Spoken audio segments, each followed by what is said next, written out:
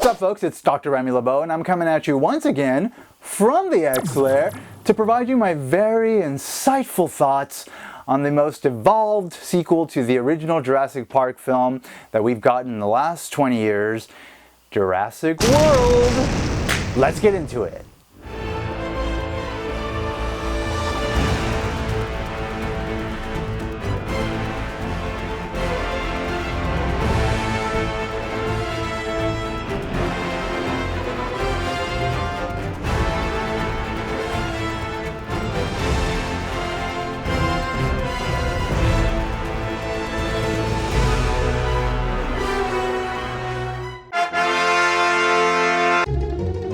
Alright, first let's get into just some general thoughts about the film.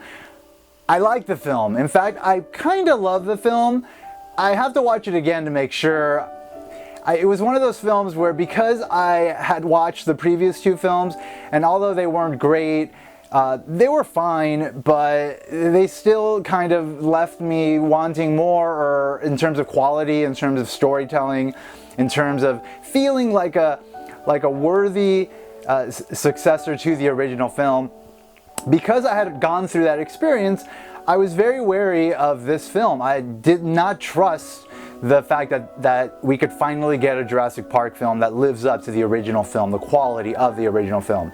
And finally, having watched the entire film, I feel at the very end when I walked out, I felt like this was a worthy follow-up to the original film. I feel like it's the best of the Jurassic Park films that we've gotten since the original, and because of that, I highly recommend the film. And of course, there's a variety of reasons why I enjoyed this film, and I'm going to get into that in just a second. Alright, so overall, like I said, I like the film. As far as filmmaking goes, Colin Trevorrow is the director. He has taken the reins after Joe Johnston took the third film in a somewhat different direction than the original two had gone.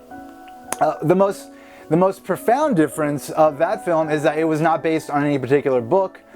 Jurassic Park was written originally by Michael Crichton, and Michael Crichton wrote a follow-up, The Lost World, which then was somewhat translated into a film, but not necessarily exactly the way it had originally been written.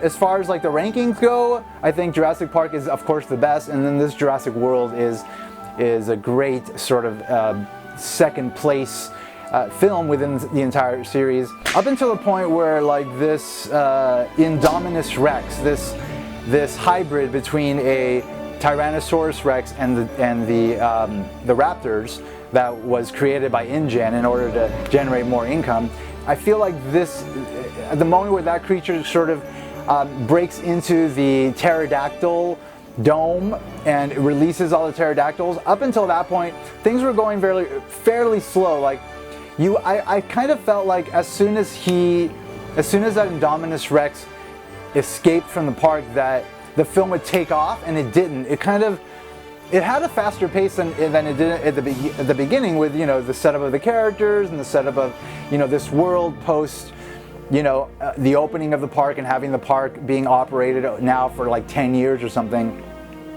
You know, that was somewhat slow but necessary, and I appreciated it because I want to know exactly what's going on. I don't want things to just not be mentioned, because the filmmakers should never assume that we are dumb, and they should just tell us exactly what's going on as far as the characters go, as far as the science goes, as far as the business goes. Just tell us.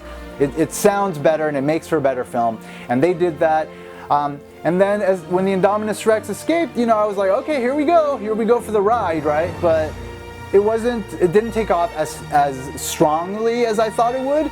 And when the pterodactyl scene finally occurred, which was about an hour and 10 minutes into the film, I was already starting to feel like, well, this may not be as good of a film as I had hoped it would be. But from that point forward, it really did take off. Like, the pterodactyls just went crazy, and then you had the pterodactyls going at you know, all the park visitors, and then you had this whole other subplot that was going on with like the military department of InGen that's like trying to create chaos in order to then justify why it's a good thing to use some of the dinosaurs, specifically the raptors, as weapons.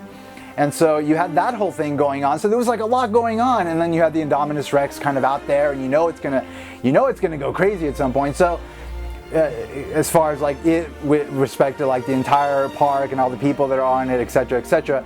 So from that point forward, you know, just a lot was happening, a lot of action sequences. But the one thing that I kind of felt was missing up until the very last sequence was like a really strong, like suspenseful sequence like we had in the first Jurassic Park, and I kind of felt like there wasn't a scene like that in this film up until the very end, when the Indominus Rex and the Raptors when they had actually united as a unit. And so it was like really a tense final sequence where, you know, the Raptors turn on the humans, the Indominus Rex is there, it's the Indominus Rex and the Raptors. It's like danger is everywhere, you cannot escape.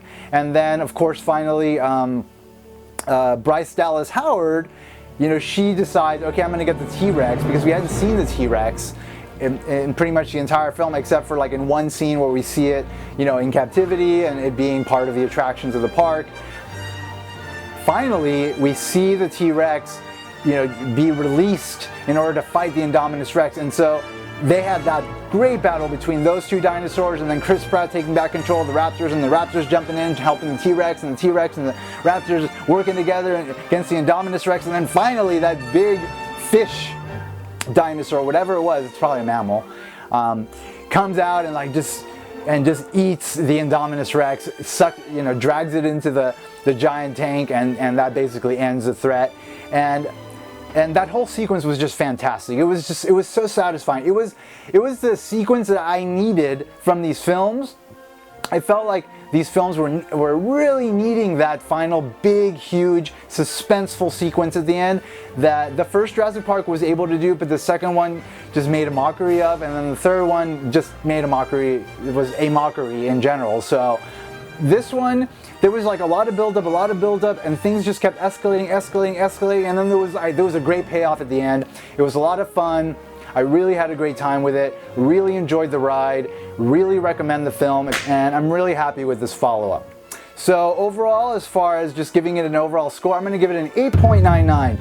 Not quite a 9, but super close to a 9. There were just a couple of things in the film that kind of bugged me. There were some subplots with like some characters, like the kids, and they mentioned something about like their parents getting divorced or something. It's like, I was like, why are you talking about this? Like, why are we talking about this? This is not important. Like, there were some things that were thrown in there, but overall, I thought the film was really well directed, just overall executed. Overall, lots of great aspects to the film that I really enjoyed, and so 8.99 I think is a solid score. In closing, I want to say thank you all for checking out my YouTube videos. Thanks for checking out my YouTube channel, Dr. Remy LeBeau's Xlair. If you haven't already subscribed, you have the opportunity to do so now or any time in the future. I have plenty of videos coming, so stay tuned for those. And as always, I'd like to remind you that if you haven't already, put an X in the box, because, let's face it folks, ain't nobody checking me. Take care. Bye-bye.